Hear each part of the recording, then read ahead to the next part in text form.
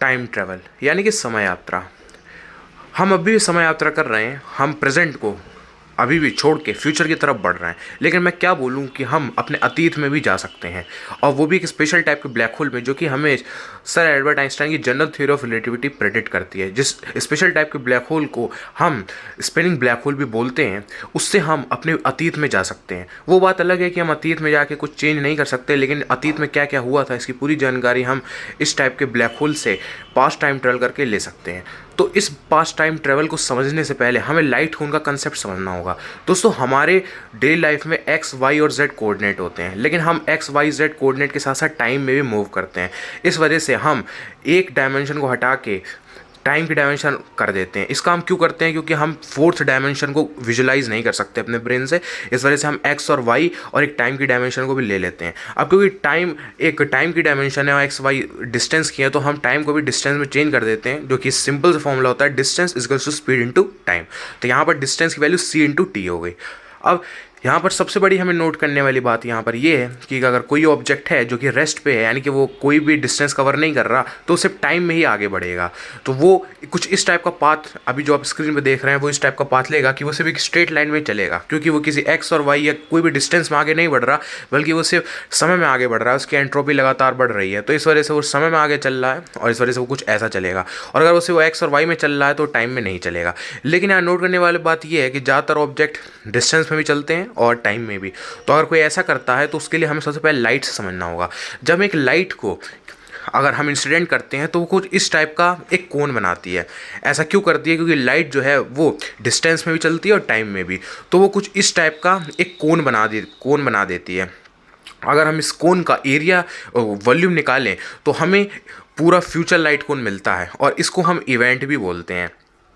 इसका कुछ पास्ट वाला हिस्सा भी होता है जिसे हम पास्ट लाइट कोन भी बोलते हैं। अब यहाँ पर ध्यान देने वाली बात यह है कि इस लाइट कोन की जो बाहर की जो चीज़ें हैं वो बेसिकली डिस्कनेक्ट होती हैं किसी भी इवेंट से। हमने यहाँ पर इसे इवेंट ए नाम दे दिया है। तो होता क्या है कि जैसे हमने अभी लाइट के केस में देखा था, ऐसी हर ऑब्जेक्ट जो होता है वो इस लाइट कोन के अंदर ही आता है, क्योंकि किसी भी ऑब्जेक्ट जो होता है जिसके पास रेस्ट मास जिसका जीरो नहीं होता, जो कि हमारी ज़्यादातर चीज़ें होती हैं, वो हमेशा लाइट से कम ही तेज़ चलते हैं और डिस्टेंस में भी चलते हैं और साथ में टाइम में भी आगे बढ़ते हैं, तो हमेशा इस लाइट कोन के अंदर ही रहते हैं। तो इस लाइट कोन के वो अंदर ही रहते हैं, तो इस वजह से ये ऐसा कोन कुछ बन जाता है। अगर हम इस कोन का वॉल्यूम निकालें तो हम कह देंगे कि वो उसका फ्यूचर होगा, और इसके जो पीछे वाला जो जस्ट कोन होगा वो इसका पास्ट होगा। और अगर हम उस पास्ट वाले का एक वॉल्यूम निकालेंगे तो जितनी पास्ट वाली चीज़ें होंगी वो उसमें आ जाएंगी। अब यहाँ पर बात करते हैं हम जनरल थ्योरी ऑफ रिलेटिविटी में, जिसके हम यहाँ पर कहते हैं फ्लैट स्पेस टाइम में। ये ds² equals to minus dt² plus dr² plus r², और यहाँ पर ही कुछ टर्म्स आती हैं। तो बेसिकली ये फ्लैट स्पेस टाइम को हमारे शो करती हैं। लेकिन हम ये बात जानते हैं कि जो एक ब्लैक होल होता है, कि हम यहाँ बात एक ब्लैक होल की कर रहे हैं, तो एक ब्लैक होल जो होता है वो हमेशा कर्व्ड स्पेस टाइम बनाता है। वो अपने हर ऑब्जेक्ट को कर्व कर लेता है, तो उसमें हम ये इक्वेशन यूज़ करते हैं। अब यहाँ पर ध्यान देने वाली बात यहाँ पर ये है कि यहाँ पर जो पूरी इक्वेशन है इसमें dt² यहाँ पर ये शो करता है कि हमारे स्पेस टाइम में क्या होगा, जो कि इसमें टाइम पे डिपेंड करता है, वो कुछ रेडियस पे भी डिपेंड करता है, कुछ डिस्टेंस पे। और ये जो आपको r² d θ² प्लस sin² डीटा और d∅² दिख रहा है, ये बेसिकली हमारा, क्योंकि ब्लैक होल सिमेट्रिकल होता है तो इस वजह से हम इस इक्वेशन को यूज़ करते हैं। अब होता क्या है, अगर हम यहाँ पर r की वैल्यू rs रख देते हैं, यहाँ पर 0 आ जाता है, और 1/0 बेसिकली अनडिफाइंड हो जाता है। तो ये हमें इवेंट होराइजन को बताता है। अब यहाँ पर हमें इतना मैथमेटिकल इक्वेशन को अगर आप नहीं समझ पा रहे हैं तो कोई बात नहीं, लेकिन हम बेसिकली आपको ये दिखाना चाह रहे हैं कि अगर हम ब्लैक होल से टाइम ट्रेवल कर सकते हैं तो हमारे लिए सबसे बड़ी जो दुविधा आती है वो ये है कि अगर हम ब्लैक होल के अंदर चले भी जाएंगे और टाइम ट्रेवल कर भी लेंगे, पास्ट में चले भी जाएंगे, वो हम देखेंगे कैसे पास्ट में कोई जा सकता है ब्लैक होल से, तो हम कभी बाहर नहीं आ पाएंगे, क्योंकि हम जैसे ही इवेंट होराइजन को क्रॉस करेंगे तो हम उससे कभी ब्लैक होल से बाहर नहीं आ पाएंगे। तो इसका सोल्यूशन निकालने के लिए हमें सबसे पहले एक लाइट कोन को देखना पड़ेगा। एक लाइट कोन, जैसे भी हमने बात की थी, जब वो एक ब्लैक होल के अंदर आता है तो बेसिकली हम जानते हैं कि लाइट जो है वो बेसिकली ब्लैक होल के अराउंड, क्योंकि कर्व होता है तो इस वजह से लाइट जो है वो कुछ डिफ्लेक्ट हो जाती है। ऐसे लाइट कोन भी जो है वो टिल्ट हो जाता है एक एंगल से, और इस टिल्टिंग के कारण थोड़ा सा जो हमारा लाइट कोन है वो टिल्ट हो जाता है इस ग्रेविटेशनल फील्ड के कारण। अब ध्यान हम देते हैं कि ब्लैक होल जो है उससे बाहर कैसे आना है। तो इसका सॉल्यूशन हमें कर्व न्यूमन मैट्रिक के द्वारा आता है। जैसे मैंने पहली वीडियो में शुरुआत में बताया था कि एक स्पेशल टाइप का ब्लैक होल से हम पास्ट टाइम ट्रेवल कर सकते हैं, जो कि हम कहते हैं स्पिनिंग ब्लैक होल।